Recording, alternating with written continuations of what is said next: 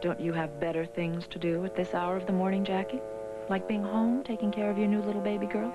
I have a nurse taking care of Samantha, but surely you'd be aware of such things, Diane, since Alan originally hired you as Philip's nanny. I came here because I'd do anything to protect Philip from your threats. Well, in that case, it was a wasted trip, Jackie. Sorry. You see, I'm not threatening Philip. I'm threatening his Uncle Ross. Now, if Ross does everything that I've told him to do, Philip is going to be just fine. If not, well... You have to be the most maliciously perverse woman I've ever known. Well, we never did like each other very much, did we?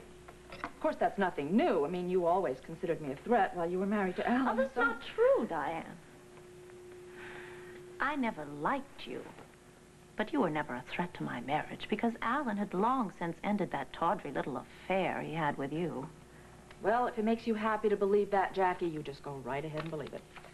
Alan gave you your position in the company as payment for all those personal favors you gave him while he was still married to Elizabeth.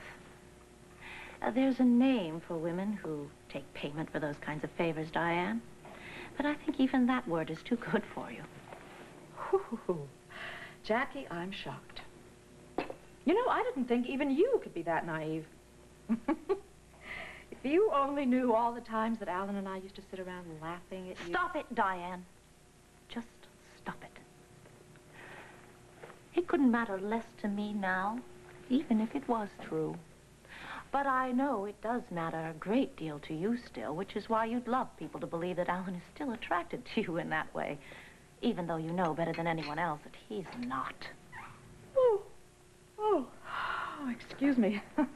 Alan left just before you arrived, and neither of us got much sleep last night. It's not going to work, Diane. Alan is so in love with Hope and so wrapped up in their new child, he doesn't even know you exist. Well, that's what we want Hope and the rest of you to believe. Oh. Makes things much less complicated. Would you stop changing the subject back to the sick little fantasy you have about Alan and just let me say what I came here to say? Well, then say it. Give up on this ridiculous notion you have that Ross can somehow persuade Alan to write Philip out of his will. Reason? He'll never be able to do it, no matter how much pressure you put on him. Oh. Well, now, there's another difference between you and me, Jackie. I guess I just have more confidence in Ross's powers of persuasion than you do. No one will ever persuade Alan to disinherit Philip. No one. I don't agree. I think I could. That is, if I'm forced to tell everyone in Springfield who Philip's real parents are. Whoa, wouldn't the press have a field day with that one? Oh, and not just the local press. I mean, Alan is such a newsworthy figure that the truth about Philip Spaulding would be all over the world in about 24 hours. I always knew you were vindictive, Diane, but I had absolutely no Jackie, conception. don't push your luck with me. I've had quite enough insults for one day. Thank you very much. Oh, good morning, Miss Hardwick. Oh, hello, Miss Ballard. I was just listening to the news. They said it might rain later, so don't forget your umbrella. I won't.